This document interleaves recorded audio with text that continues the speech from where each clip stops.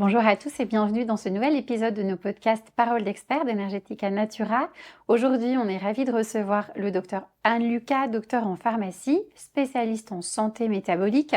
Bonjour Anne. Bonjour, merci de m'accueillir encore une fois dans votre podcast. Merci d'avoir accepté cette invitation pour parler d'un sujet dont on entend beaucoup parler en ce moment, la créatine. Alors, j'ai tout de suite senti beaucoup d'enthousiasme de ton côté pour faire ce podcast sur la créatine. Est-ce que tu peux nous dire un petit peu plus les raisons de cet enthousiasme ? Alors oui, ce sont des raisons qui sont vraiment purement personnelles à l'origine. Alors j'aime pas trop mêler le professionnel et le personnel, mais effectivement, moi pendant longtemps, je pense comme une grande partie de la population, je pensais la créatine réservée aux haltérophiles, disons-le, aux bodybuilders. Et donc forcément, je n'étais pas vraiment amenée à la prescrire, à la conseiller. Et puis une histoire familiale m'a amenée à m'intéresser à la créatine puisque j'ai une de mes cousines qui regardera peut-être ce podcast d'ailleurs, qui a eu sa dernière petite fille en même temps que j'ai eu mon dernier petit garçon. Et on s'est malheureusement vite rendu compte qu'elle a accumulé un retard neurodéveloppemental très important avec vraiment troubles du langage, troubles psychomoteurs. Et après toutes les investigations qu'on a pu faire, on a fini par poser un diagnostic. Elle a un syndrome de déficience cérébrale en créatine avec une mutation génétique sur la GAMT qui fait qu'elle n'a pas la possibilité de synthétiser la créatine et donc elle a une absence totale, hein, on le voit sur l'examen, de créatine au niveau cérébral. Ce qui explique ce retard psychomoteur, neurodéveloppemental extrêmement important. Et c'est là que je me suis dit, mais mon Dieu, finalement, on avait une vision très étriquée de la créatine. Et la créatine est essentielle pour tous les êtres humains pour pouvoir bénéficier d'un développement cognitif, moteur optimal. Et quand son traitement a été mis en place, au bout d'à peine quelques semaines, elle a dit son premier mot. On l'a vu se mobiliser, à être beaucoup plus en relation plus facilement avec les autres et ça m'a passionnée. Donc ça fait 1 an et demi à peu près que je me suis mise à découvrir, à faire mes recherches sur la créatine. Et aujourd'hui, effectivement, la créatine, pour moi, ça fait partie de tous mes protocoles. C'est intéressant justement à travers cette mutation génétique qui est vraiment une raison médicale, mais de nous aider à comprendre justement notre synthèse endogène de créatine, comment ça se passe et puis dédiaboliser aussi ce nutriment qu'on a parfois considéré comme dopant. Or, notre organisme en produit. Tu peux revenir sur les principales étapes de la synthèse de créatine ? Bien sûr, c'est vraiment essentiel, mais comme pour tout sujet, de revenir à la base, à la physiologie, à la biochimie. Et effectivement, cette molécule, on la synthétise nous-mêmes. Donc, il faut la dédiaboliser. Si on est capable de la synthétiser, c'est que elle a un intérêt. Et encore une fois, on dit souvent, il y a ce continuum entre la maladie, donc cet état vraiment le plus avancé, cette mutation génétique, et puis notre propre synthèse endogène qui peut être optimale. Et nous, médecins fonctionnels, micronutritionnistes, on intervient sur toutes ces nuances de gris. On est là pour essayer d'optimiser notamment cette synthèse endogène et éventuellement venir supplémenter si la synthèse endogène n'est pas suffisante. Alors, revenons au mécanisme. Comment synthétise-t-on la créatine ? On a besoin de 2 acides aminés pour la première étape, l'arginine et la glycine.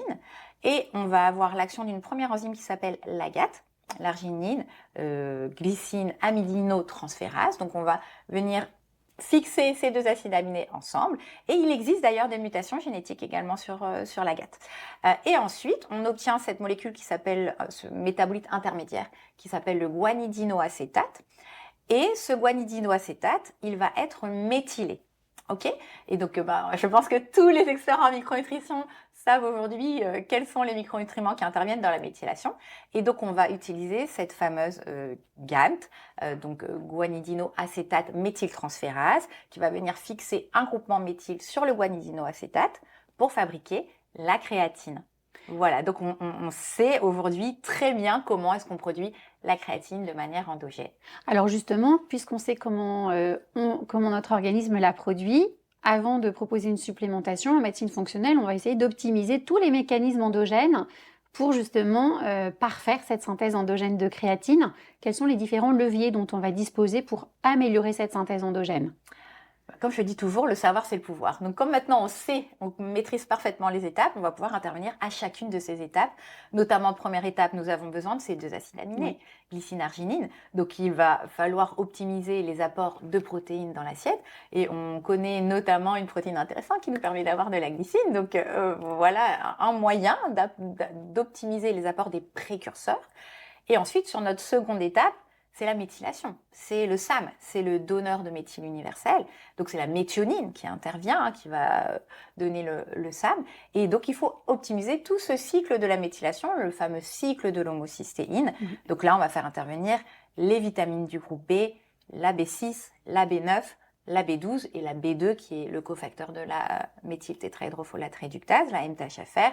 Donc c'est vrai que on a aujourd'hui un marqueur biologique, en biologie fonctionnelle qu'on pourrait utiliser et qui nous permettrait justement d'évaluer la capacité de chaque individu à faire ce processus de méthylation et potentiellement, au lieu d'aller donner directement de la créatine qui reviendrait à un traitement symptomatique, essayer d'optimiser cette méthylation pour favoriser cette étape 2 et que l'individu, le patient, puisse par lui-même optimiser sa synthèse endogène de créatine.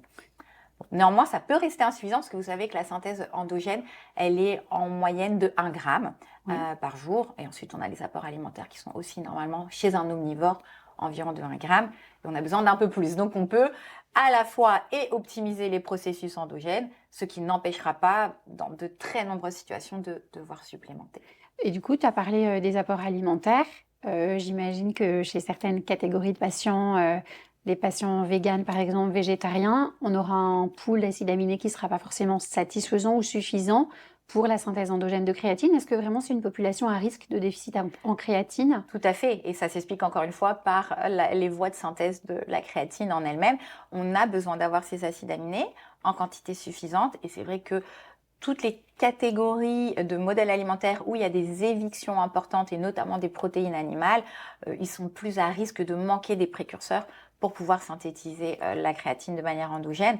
C'est vrai qu'on va retrouver notamment la créatine en elle-même en quantité relativement importante dans la viande, dans les protéines, dans les produits animaux, dans le cartilage, dans le collagène. Donc ça va être intéressant d'essayer de recommander, d'avoir une alimentation carnée, une alimentation animale, mais bon, on sait aujourd'hui que pour des raisons diverses et variées, certaines personnes souhaitent diminuer leur consommation de produits animaux et c'est vrai qu'ils seront donc plus à risque d'avoir des déficits en créatine, en tout cas pas des apports suffisants et qu'il faudra les supplémenter. Donc les véganes, végétariens, végétaliens, mais aussi les seniors, bien entendu, les sportifs qui souhaitent optimiser leur performance.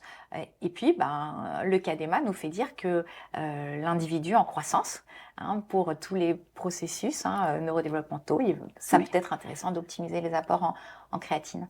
C'est intéressant de voir justement le spectre très large des potentielles personnes à qui la créatine peut être bénéfique.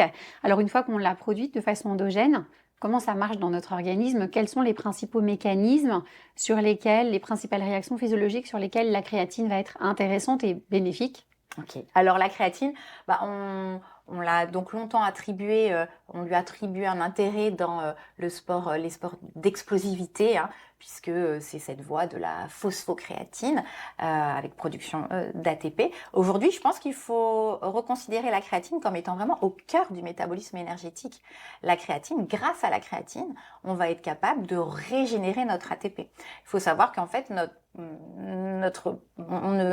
ne stocke pas notre ATP et l'ATP peut pas diffuser comme ça. Donc en fait, a été mis en place un mécanisme qui est super intéressant, la navette phosphocréatine.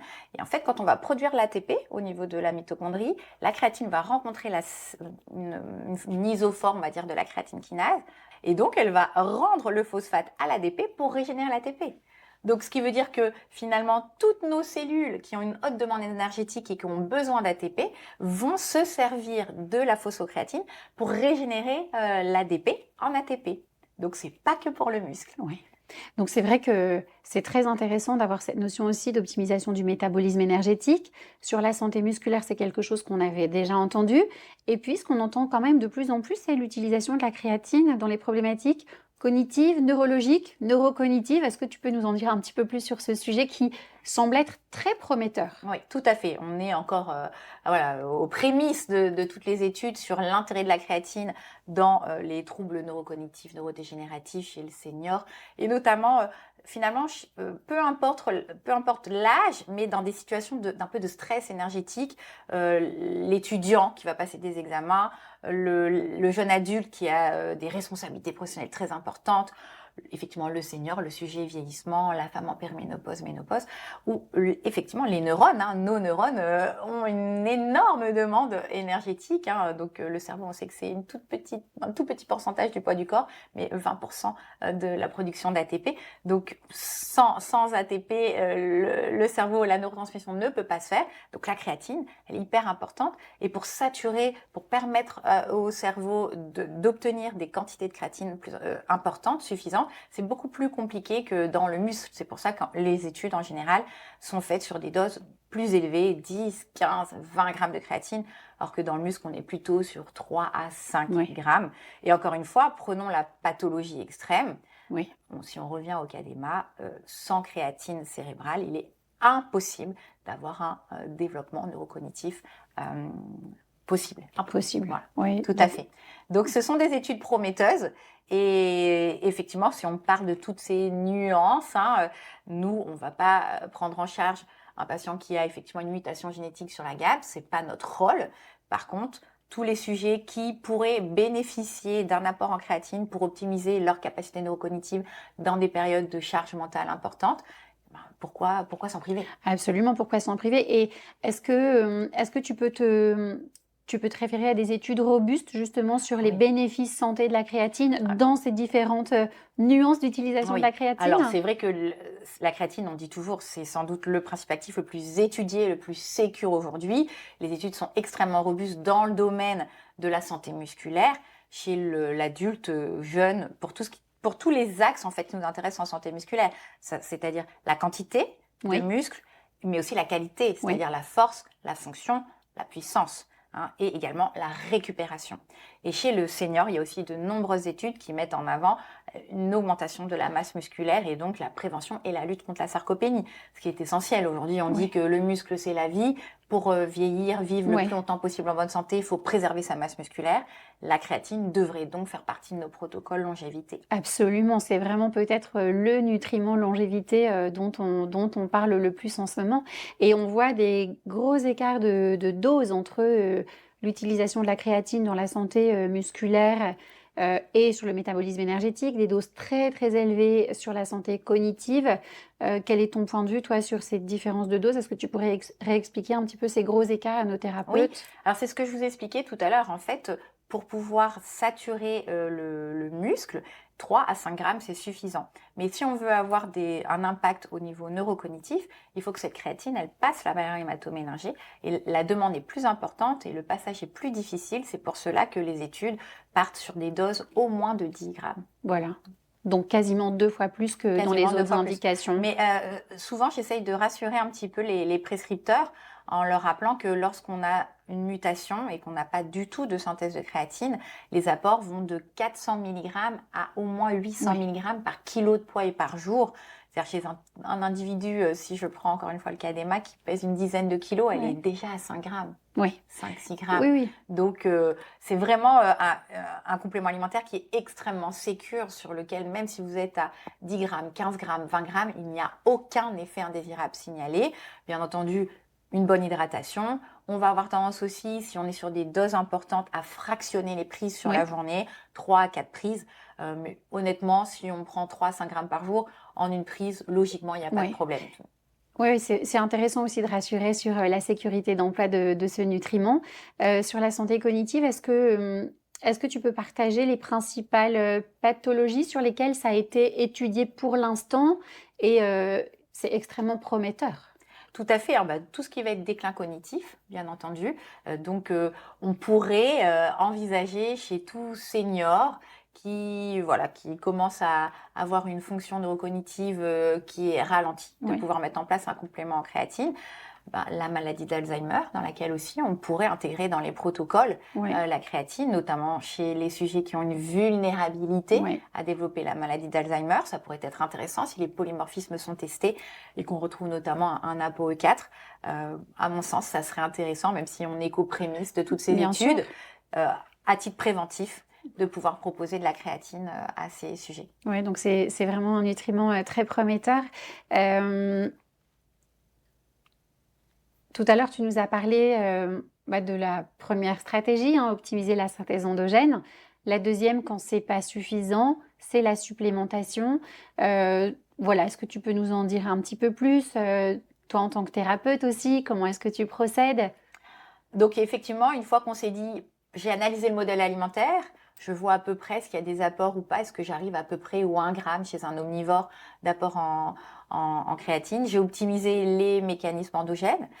Bon, il faut quand même que j'apporte peut-être 3 grammes, 5 grammes, voire plus si je suis en neurocognitif. Et là, effectivement, on va pouvoir utiliser cette molécule qui est, encore une fois, testée et retestée, qui n'a pas d'effet indésirable aux doses habituelles. Donc oui, l'utilisation de la créatine, s'assurer que ce soit une créatine pure, les procédés de fabrication, qu'elle soit monohydrate, bien entendu, c'est la forme sur laquelle on a le plus d'études, et micronisée, c'est encore un point en plus. C'est important justement de faire le tri, entre guillemets, dans les différentes qualités de créatine, parce qu'on en trouve à tous les prix, de toutes les formes de qualité, avec des puretés qui sont particulièrement mauvaises parfois, et ce qui induit en fait beaucoup d'effets secondaires et parfois une certaine crainte à l'utilisation de la créatine. Et là, on parle quand même d'un usage, alors au long cours et quotidien. Et puis quotidien, et puis dans un contexte de prévention santé ou d'optimisation de la santé. Donc, on se doit vraiment d'avoir ces critères qualité présents. C'est très, très important. Et alors, toi, très concrètement, Anne, dans ta pratique aujourd'hui, la créatine, elle occupe quelle place? Alors, en toute objectivité, pendant jusqu'à cette histoire familiale, à peu près il y a 1 an et demi, mes protocoles de base, c'est-à-dire à la première consultation, sur le protocole de base qui va être un petit peu modifié en fonction des signes fonctionnels, bien entendu, mais j'avais mon top 3. Je pense qu'on en avait déjà parlé ensemble. Vitamine D3, K2 ou vitamine D en fonction des statuts, magnésium et oméga 3 en fonction de la consommation de petits poissons gras. Et aujourd'hui, j'ai un top 4. Aujourd'hui, tous mes protocoles comprennent de la créatine à des dosages un peu différents, encore une fois en fonction de l'alimentation, du contexte clinique, mais il est 9 fois sur 10, je dirais que la créatine fait partie de mes protocoles de base aujourd'hui. C'est sûr que cette synergie entre la santé musculaire, la santé mitochondriale et la santé mentale, c'est vraiment des atouts incontournables dans la prise en charge d'aujourd'hui des patients en médecine fonctionnelle. Exactement. On a l'objectif de leur permettre de vivre le plus longtemps possible en bonne santé, et c'est un trépied essentiel. Indispensable. Merci beaucoup, Anne, pour toutes ces informations très riches. Merci à tous pour votre écoute, et on vous donne rendez-vous pour un prochain épisode des Paroles d'experts d'Energetica Natura. À bientôt. Merci, au revoir.